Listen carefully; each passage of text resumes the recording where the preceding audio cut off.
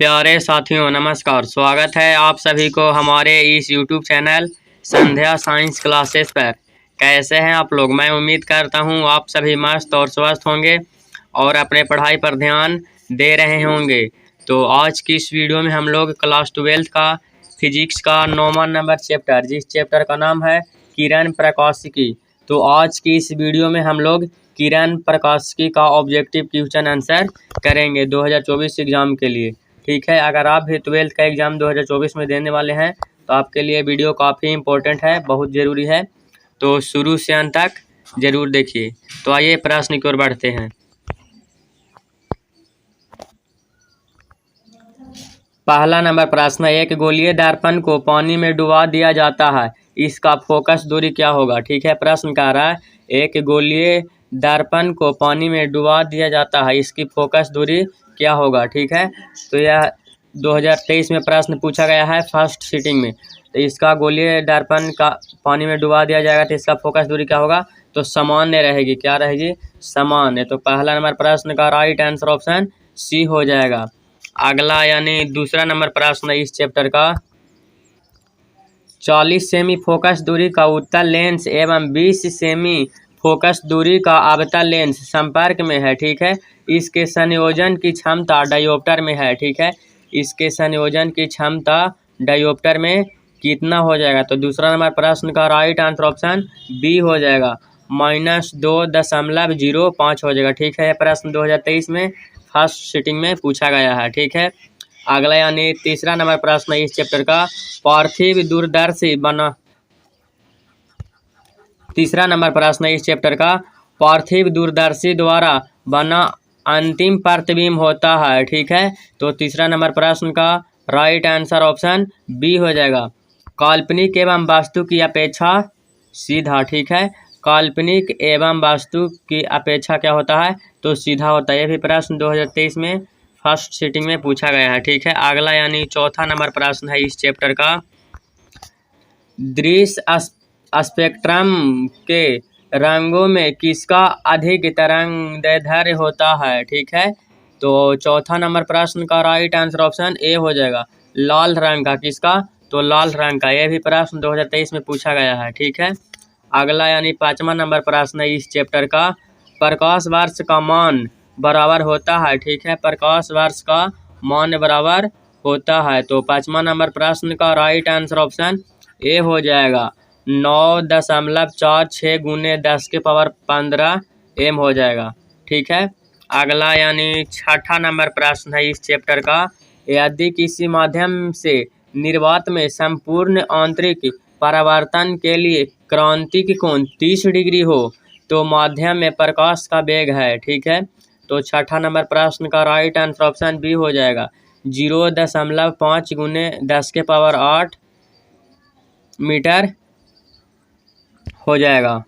ठीक है, अगला यानी सातवां नंबर प्रश्न है, किसी भी प्रिज्म की वर्ण विक्षेपण क्षमता निर्भर करती है। ठीक है, किसी भी प्रिज्म की वर्ण विक्षेपण क्षमता निर्भर करती है। ठीक है, तो सातवां नंबर प्रश्न का राइट आंसर ऑप्शन बी हो जाएगा, प्रिज्म के पदार्थ की प्रकृति पर निर्भर करता है। ठीक है, किस पर? तो प्रिज्म के पदार्थ की प्रकृति पर निर्भर करता है। ये प्रश्न 2023 में फर्स्ट सीटिंग में पूछा गया है। ठीक है, अगला यानी आठवां नंबर प्रश्न है इस चैप्टर का, ध्रुवित प्रकाश उत्पन्न करने के लिए किसको प्रयुक्त किया जाता है? ठीक है, ध्रुवित प्रकाश उत्पन्न करने के लिए किसको उपयुक्त किया जाता है? तो आठवां नंबर प्रश्न का राइट आंसर ऑप्शन सी हो जाएगा, निकोल प्रिज्म का। किसका? तो निकोल प्रिज्म का उपयोग किया जाता है। देखे पेन वो,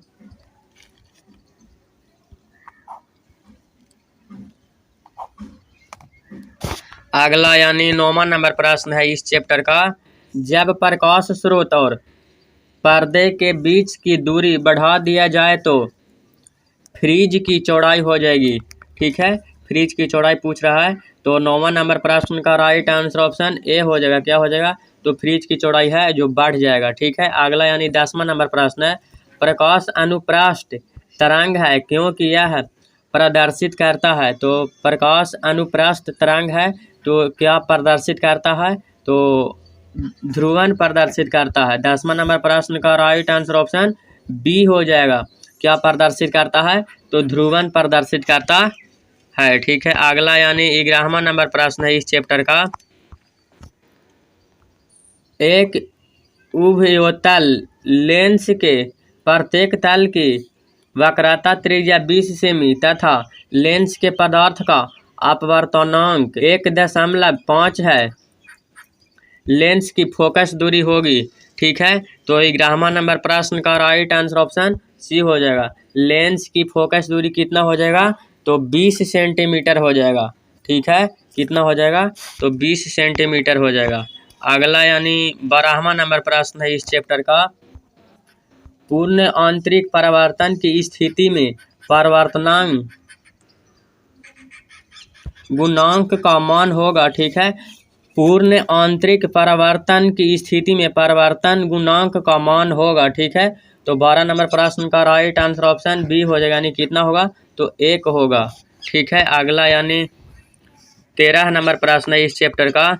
एक वस्तु को 15 सेंटीमीटर त्रिज्या वाले किसी अवतल दर्पण से 10 सेंटीमीटर की दूरी पर रखा गया है। दर्पण द्वारा इस वस्तु का, ठीक है, तो इसका क्या आंसर हो जाएगा? अवर्धित वास्तविक और वस्तु के सापेक्ष उल्टा प्रतिबिंब बनेगा। यानी 13 नंबर प्रश्न का राइट आंसर ऑप्शन ए हो जाएगा। ये प्रश्न 2018 में पूछा गया है। ठीक है, अगला यानी 14 नंबर प्रश्न है इस चैप्टर का। प्रकाश की एक किरण किसी पारदर्शी पदार्थ के स्लैब पर आपतन कोण 60 डिग्री पर आपतित होती है। अगर आपतित किरण और परावर्तित किरण एक दूसरे से 90 डिग्री पर है तो निम्नलिखित में से कौन सा कथन सही है? तो 14 नंबर प्रश्न का राइट आंसर ऑप्शन सी हो जाएगा। स्लैब के पदार्थ का अपवर्तनांक √3 है। ठीक है, तो ये प्रश्न भी 2018 में पूछा गया है, 14 नंबर प्रश्न। ठीक है, अगला यानी 15 नंबर प्रश्न है इस चैप्टर का। मृग मरीचिका का कारण है। ठीक है, मृग मरीचिका का कारण है। तो 15 नंबर प्रश्न का राइट आंसर ऑप्शन ए हो जाएगा। अपवर्तन और पूर्ण आंतरिक परावर्तन। ठीक है, अगला यानी 16 नंबर प्रश्न है। समतल दर्पण की वक्रता त्रिज्या होती है। ठीक है, समतल दर्पण की वक्रता त्रिज्या होती है। तो 16 नंबर प्रश्न का राइट आंसर ऑप्शन ए हो जाएगा, अनंत होती है। ठीक है, अगला यानी 17 नंबर प्रश्न है इस चैप्टर का। तालाब की तली कुछ ऊपर उठी हुई प्रतीत होती है, इसका कारण है। ठीक है, तालाब की तली कुछ ऊपर उठी हुई प्रतीत होती है, तो इसका क्या कारण है? तो 17 नंबर प्रश्न का राइट आंसर ऑप्शन सी हो जाएगा, प्रकाश का अपवर्तन। ठीक है, क्या हो जाएगा? प्रकाश का अपवर्तन। 18 नंबर प्रश्न है। क्रांतिक कोण सघन माध्यम में वह अपवर्तन कोण है जिसके संगत विरल माध्यम में अपवर्तन कोण होता है। ठीक है, तो 18 नंबर प्रश्न का राइट आंसर ऑप्शन सी हो जाएगा, 90 डिग्री हो जाएगा। कितना हो जाएगा? तो 90 डिग्री हो जाएगा। ठीक है, अगला यानी 19 नंबर प्रश्न है इस चैप्टर का।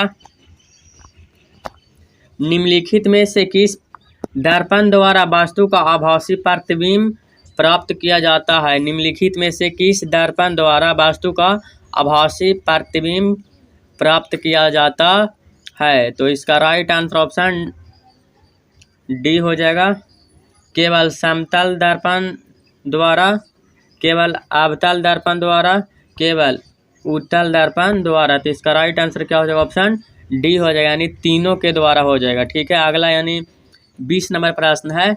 वस्तु से बड़ा आभासी प्रतिबिंब बनता है। ठीक है, तो वस्तु से बड़ा आभासी प्रतिबिंब किस में बनता है? तो अवतल दर्पण से बनता है। किससे बनता है?